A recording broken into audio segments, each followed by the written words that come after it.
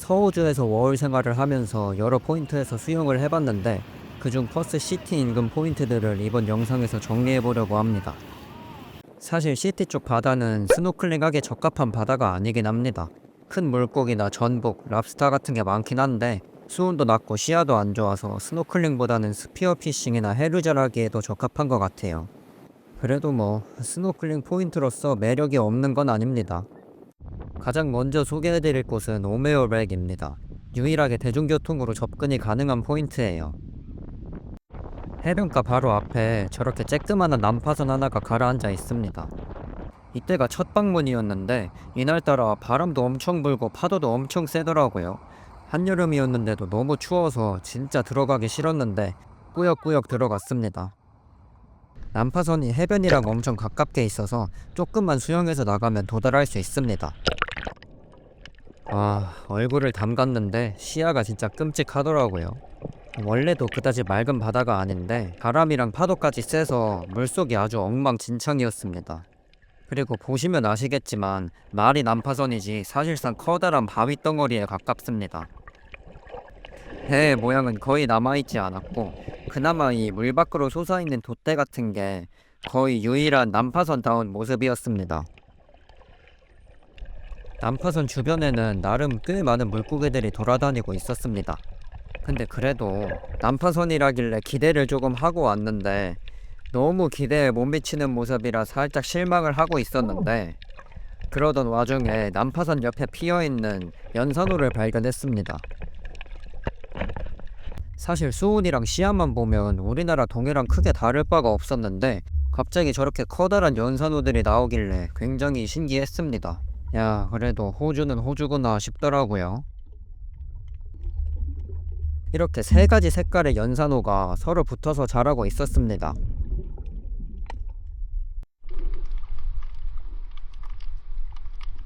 너무 예뻐서 한참을 구경했네요. 배 아래쪽을 좀 더 둘러보니까 물 위에서는 잘 안 보이던 연산호들이 빼곡하게 자라고 있는 걸 볼 수 있었습니다. 이날 부유물이 너무 많아서 카메라에 이쁘게 담지 못한 게 조금 아쉽더라고요. 산호 구경을 마치고 이번에는 배 주변에 돌아다니는 물고기들을 좀 관찰해 봤습니다. 이 녀석들은 퍼스 인근 바다에서 쉽게 볼 수 있는 물고기인데 웬만하면 이렇게 여러 마리가 무리를 지어서 다니는 것 같더라고요. 얘네 또한 흔하게 볼 수 있는 물고기입니다. 특별하게 생긴 건 아닌데 우리나라에서도 그렇고 다른 열대바다에서도 그렇고 생전 본 적 없던 형태의 물고기라 나름 신선하게 느껴지더라고요. 확실히 저희가 자주 접하는 태평양이랑은 멀리 떨어진 곳이다 보니까 이렇게 전혀 다른 물고기들이 나오는 게 신기했습니다. 물론 이렇게 낯익은 물고기들도 아예 없는 건 아니었습니다. 배 주변을 계속 둘러보고 있었는데 저 까만 물고기가 다른 데 가지 않고 저 자리에서만 계속 맴돌더라고요. 우연히 저 날만 저렇게 저 주위를 맴돌고 있었던 건지 아니면 실제로 영역의식이 있는 종인 건지 궁금해서 다음에 와서 한 번 더 확인해 보기로 했습니다. 돌아다니다 보니까 물 위에 저런 게 떠 있더라고요. 저런 것도 안 올라가 보고는 못 베기는 성격이라 일단 무작정 올라가 봤습니다. 근데 너무 추워서 바로 후회했어요. 빨리 해줘, 추워.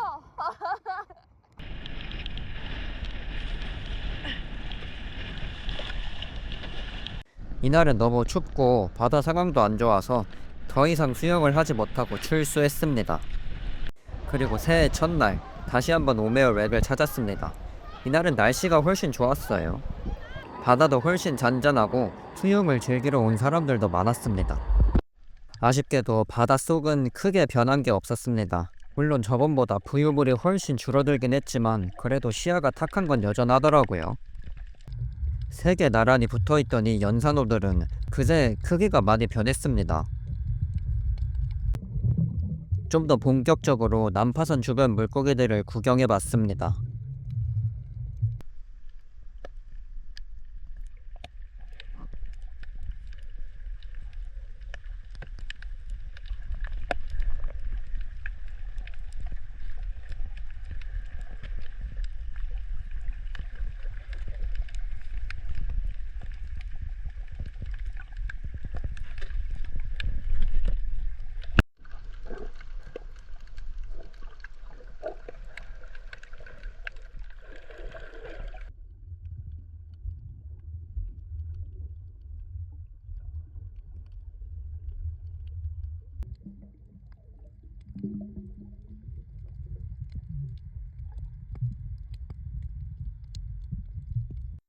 지난번에 계속 한 자리를 맴돌던 이 녀석은 이날도 그 자리에 있더라고요.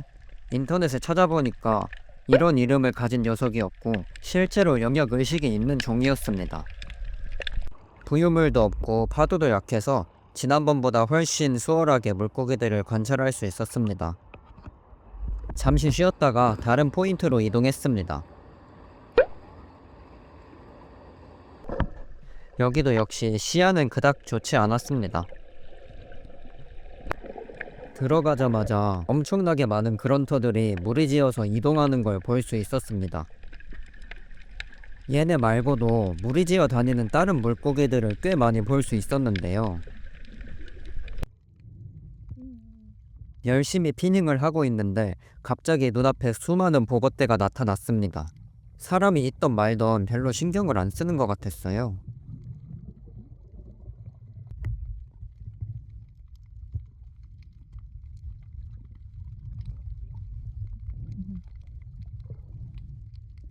와, 신기하다 하면서 이렇게 한 무리를 떠나 보냈는데 그 뒤에 다른 한 무리가 더 오더라고요. 이후에도 한 무리 가고 나면 또 다른 한 무리, 그 다음엔 또 다른 한 무리, 계속 보고 무리들이 밀려왔습니다.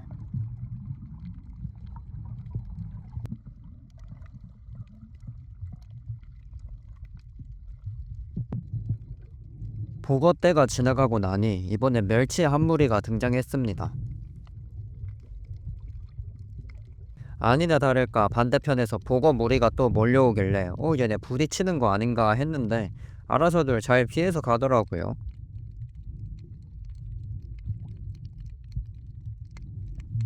물고기 떼들 구경하면서 틈틈이 돌 밑에 숨어있는 물고기들도 구경을 했습니다.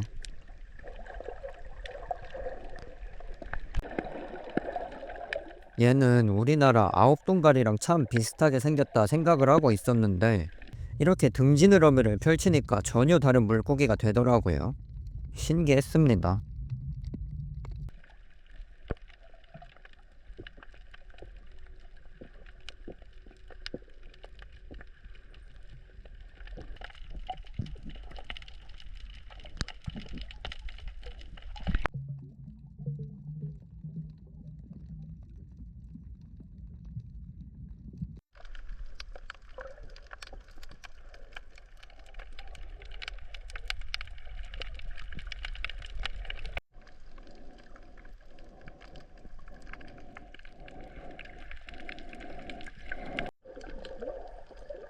저기 아래에 멋지게 생긴 물고기들이 모여 있길래 한번 내려가 봤습니다.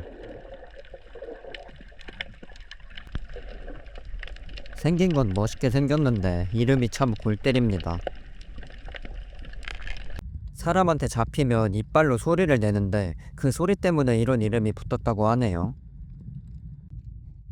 방파제를 따라서 먼 바다 쪽으로 나가다 보니까 수심이 꽤 깊어지기 시작했습니다. 깊은 곳은 어떻게 생겼나 궁금해서 한번 내려가 봤습니다.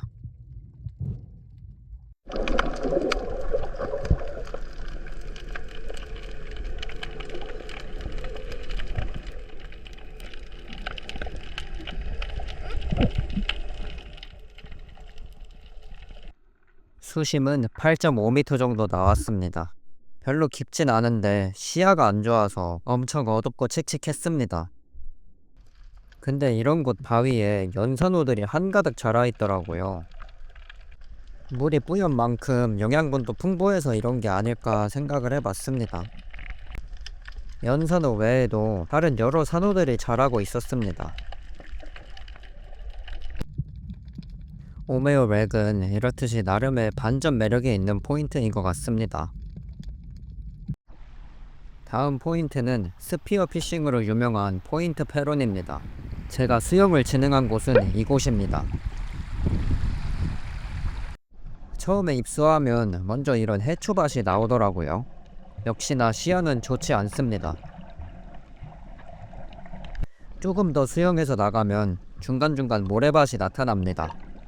수심은 전체적으로 얕더라고요. 호주 남서부 해역 고유종인 웨스턴 스무스 박스피쉬입니다. 노란 거북복이랑 닮긴 했는데 훨씬 못생긴 것 같아요.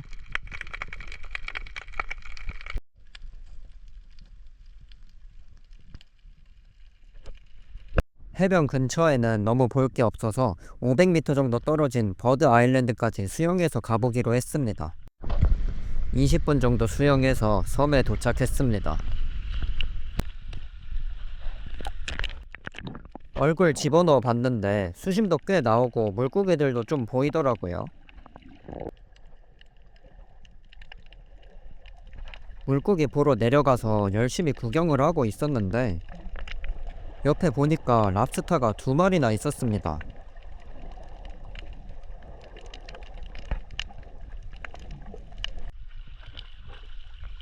여기 그래도 괜찮은 포인트구나 싶어서 섬을 한 바퀴 돌면서 바닷속을 좀 더 살펴보기로 했습니다. 근데 아쉽게도 몇몇 구간을 제외하면 수심이 다들 얕더라고요. 열심히 돌아다니고 있는데 바닥에 거대한 생선 한 마리가 보이길래 얼른 내려가 봤습니다. 진짜 크더라고요. 한 70cm 정도 돼 보였습니다. 이후로도 섬을 계속 돌면서 물속 여기저기 살펴봤는데 딱히 볼 게 없더라고요.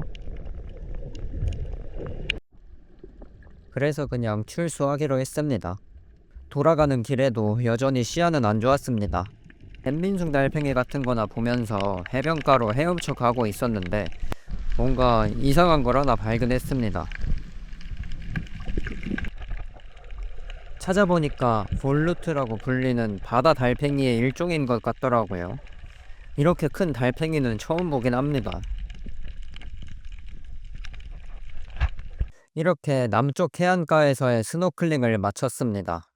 영상에 표시된 서쪽 해안가는 스피어피싱이 허가된 지역이라서 스피어피싱 포인트로 굉장히 유명합니다. 얘기 들어보니까 오징어 같은 것도 되게 많이 잡히고 가끔씩 바다 사자도 출몰한다고 하네요. 아쉽게도 시간이 얼마 없어서 이 서쪽 해안가는 둘러보지 못했고 그 대신 북쪽 해안가를 좀 둘러보러 갔습니다.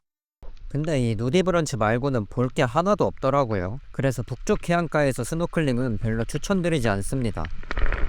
다음으로 소개해드릴 곳은 제가 바다사자랑 수영을 한번 해보고 싶어서 찾아갔던 포인트인데요. 포인트 펄은 바로 밑에 슈어워터 해양공원에 위치한 실 아일랜드입니다. 저 섬에 바다사자들이 산다길래 무작정 수영해서 가보기로 했습니다. 이렇게 보면 크게 멀어 보이지는 않는데 한 700m 정도 떨어져 있거든요. 700m면은 그렇게 가까운 거리는 아닙니다. 그래도 오리발 끼고 수영하면 아예 못 갈 거리는 아니라서 그냥 무작정 출발했습니다. 섬까지 가는 길은 정말로 볼 게 하나도 없었습니다. 25분 정도 걸려서 섬에 도착했습니다. 바다사자는 하나도 없고 펠리컨만 잔뜩 있네. 펠리컨만. 존나 힘드네. 섬에 바다사자가 없길래 아쉬운 대로 물속이라도 둘러봤는데 물속도 뭐 볼 게 없습니다. 혹시나 해서 섬 반대편도 가봤는데 반대편에도 바다사자는 없고 펠리컨만 잔뜩 있더라고요. 반대편 역시 물속에서도 볼 게 없었습니다. 저 쬐끄만 애들 말고는 물고기도 없더라고요. 유일하게 볼만했던 건 이거 하나였습니다. 얘 헤엄치는 것만 한 10분 정도 보다가 너무 추워서 잠깐 출소하기로 했습니다. 이때가 4월이라 추워서 오래 있기가 힘들더라고요. 밖에서 좀 쉬다가 해질 때쯤 다시 입수했습니다. 지나가던 호주 애들이 섬까지 배로 태워준다 그래서 냅다 탔습니다. 덕분에 아주 편하게 갔어요. 해질 때쯤 되면 나갔던 바다사자들이 잠자러 도로 섬으로 돌아오지 않을까 싶어서 다시 한번 바다사자를 찾아 섬 주변을 둘러보기 시작했습니다. 저기 바다사자가 있긴 근데 물에 들어올 생각이 전혀 없어 보입니다. 결국 바다사자랑 수영하기는 실패했습니다. 유튜브 보니까 얘네랑 수영하려면 해 뜰 때 와야 되는 것 같더라고요. 혹시나 도전하실 분이 계시다면 해 뜰 때 맞춰서 오시는 걸 추천드립니다. 여긴 약간 번외편 느낌인데요. 바다가 아니라 강입니다. 쉬는 날에 드라이브 하다가 잠깐 들렀던 곳인데 강이 무슨 해변가처럼 돼 있더라고요. 원래 수영할 계획이 전혀 없었는데 날씨도 좋고 수영하는 사람들도 많고 해서 그냥 들어가기로 했습니다. 물 색깔이 뭔가 오묘하더라고요. 가운데는 물색이 시커먼데 또 막상 보면 맑아 보입니다.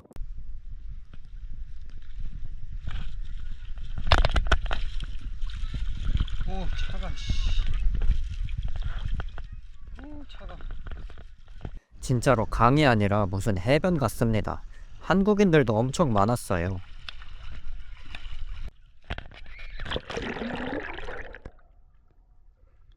물 속은 뭐 설명은 생략하겠습니다. 수심이 얼마나 되나 궁금해서 강 가운데 가장 깊은 곳에 와봤습니다.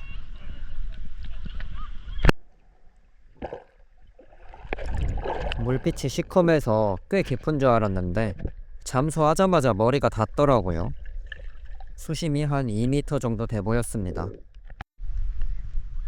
여기도 강 한가운데 저런 게 떠 있길래 한번 올라가 봤습니다. 사람들 여기서 쉬기도 하고 다이빙도 하고 햇빛도 쬐고 하더라고요.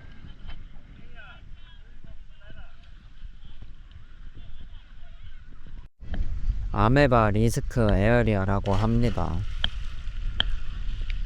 강 반대편에 도착을 했습니다.